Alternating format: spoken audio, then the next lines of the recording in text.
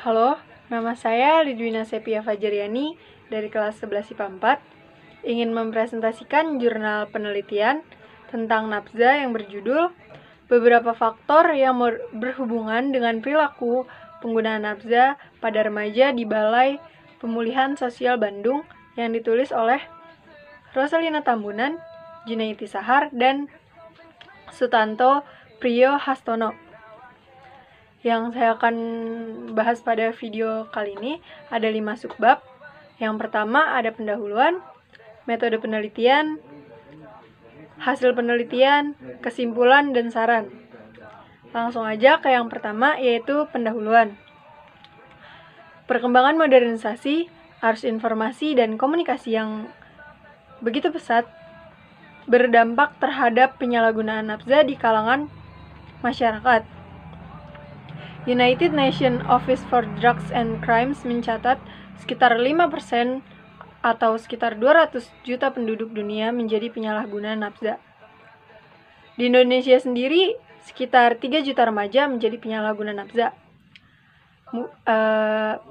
Penyalahguna pada remaja diawali dengan masyarakat yang melegalkan nafza itu sendiri, dimulai dari merokok, lalu ke minum-minuman keras, marijuana, ekstasi, heroin, dan terakhir penyalahgunaan sabu-sabu. BNN mencatat ada 3 faktor yang menyebabkan mengapa remaja menjadi penyalahguna nafza. Faktor yang pertama yaitu lingkungan dan orang tua dan keluarga yang tidak harmonis.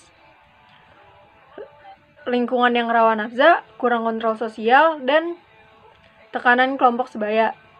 Selanjutnya yaitu faktor kedua, individu yang ingin mencoba-coba, ingin diterima, ingin mengikuti tren,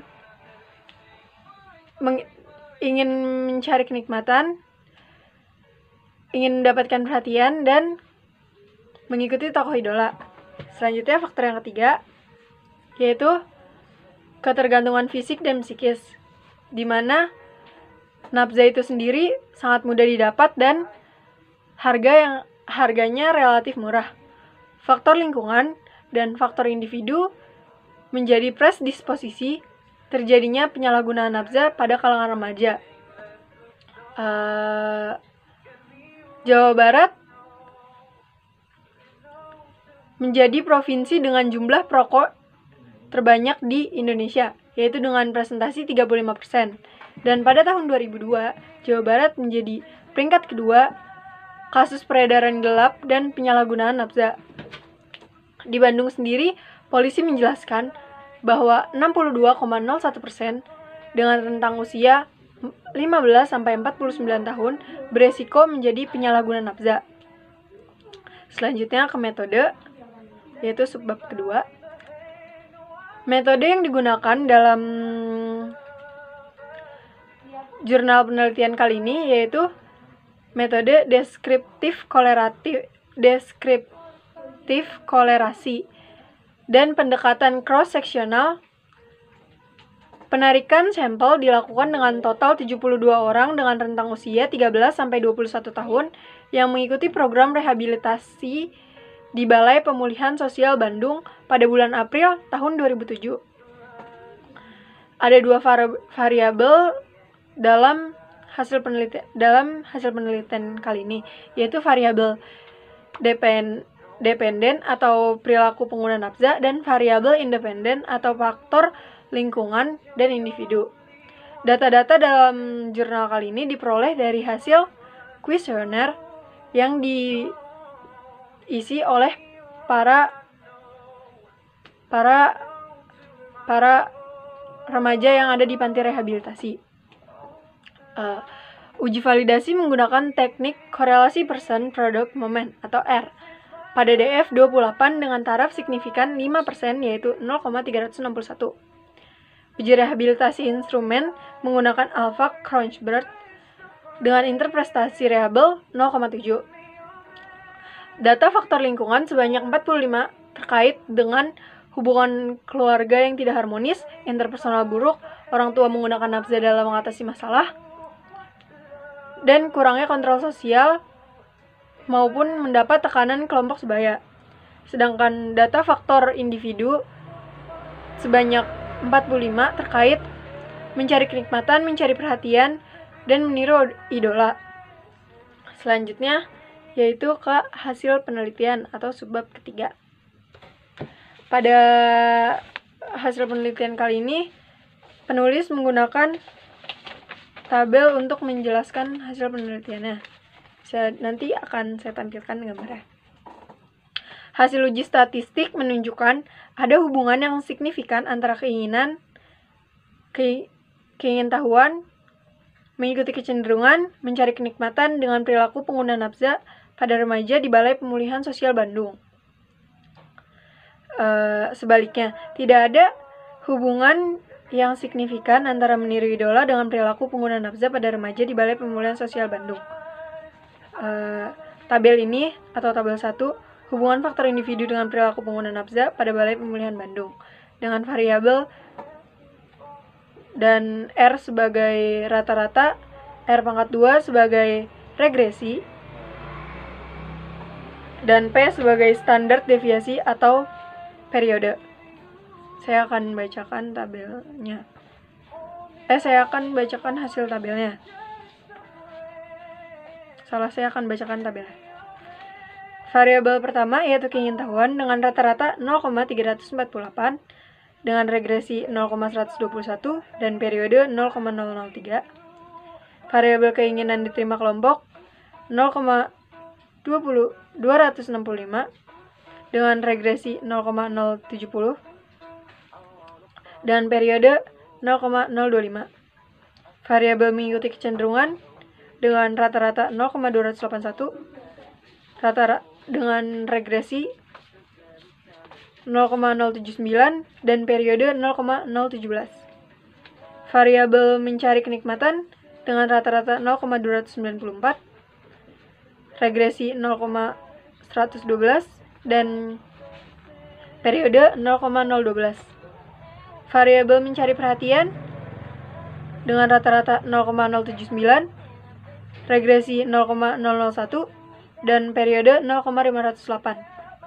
Variabel terakhir yaitu meniru idola dengan rata-rata 0,056 dan regresi minus 0,11, lalu periode 0,639.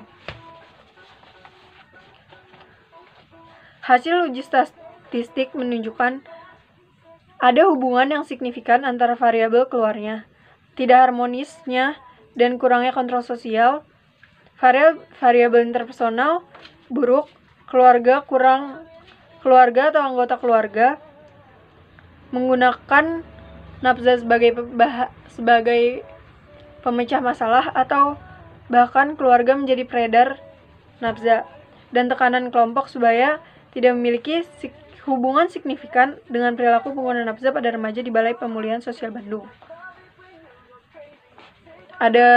Sekarang saya akan membacakan tabel kedua. Variabel pertama, keluarga tidak harmonis dengan rata-rata 0,354 dengan regresi 0,125 dan periode 0,11. Variabel kedua yaitu interpersonal buruk dengan rata-rata 0,122 dan regresi 0,011 dengan periode 0,306.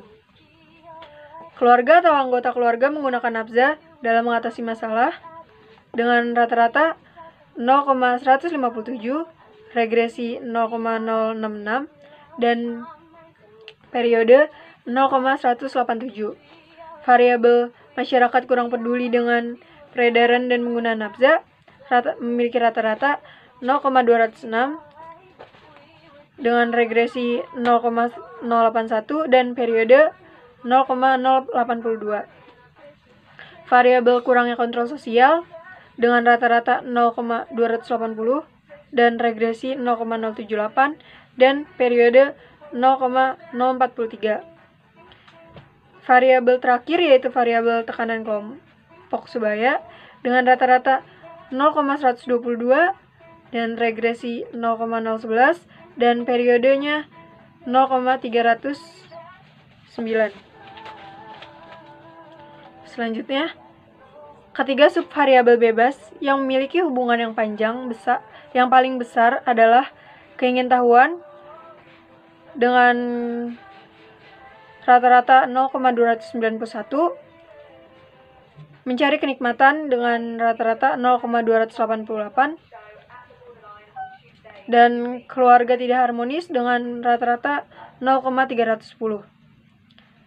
Selanjutnya, saya akan membacakan tabel ketiga, yaitu analisis variabel tahap terakhir faktor individu dan lingkungan yang paling berhubungan dengan perilaku pengguna nafza pada remaja di Balai Pemulihan Sosial Bandung. Variabel pertama yaitu keingintahuan dengan standar deviasi 0,009, variabel mencari kenikmatan dengan standar deviasi 0,040, dan yang terakhir variabel keluarga tidak harmonis dengan standar deviasi 0,004.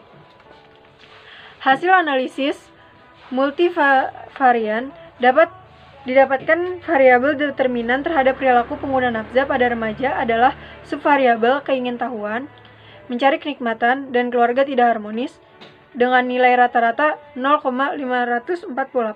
Artinya, ketiga variabel determinan ini memiliki hubungan yang kuat dengan perilaku penggunaan nafza. Variabel yang paling besar hubungannya dan menentukan perilaku penggunaan nafza pada remaja adalah variabel keluarga tidak harmonis dengan nilai beta 1,279.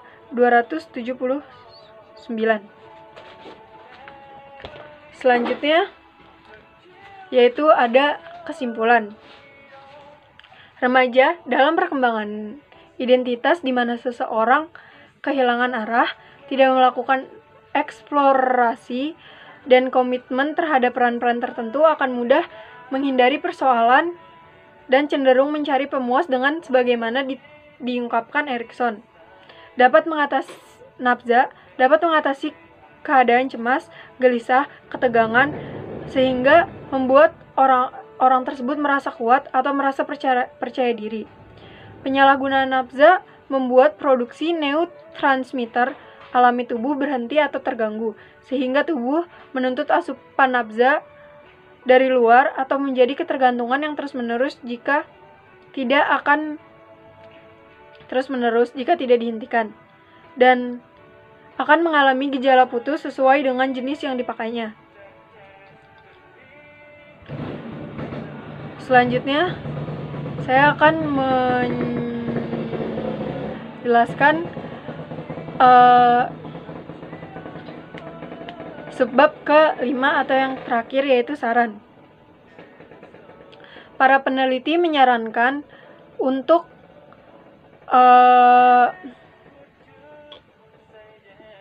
perlunya institusi pendidikan, perawat komunitas, dan termasuk tempat rehabilitas secara rutin melaksanakan pendidikan kesehatan terkait pencegahan dan penanganan perilaku penggunaan nafza. Aturan dan hukum yang tegas terhadap penyalahgunaan nafza perlu diberlakukan.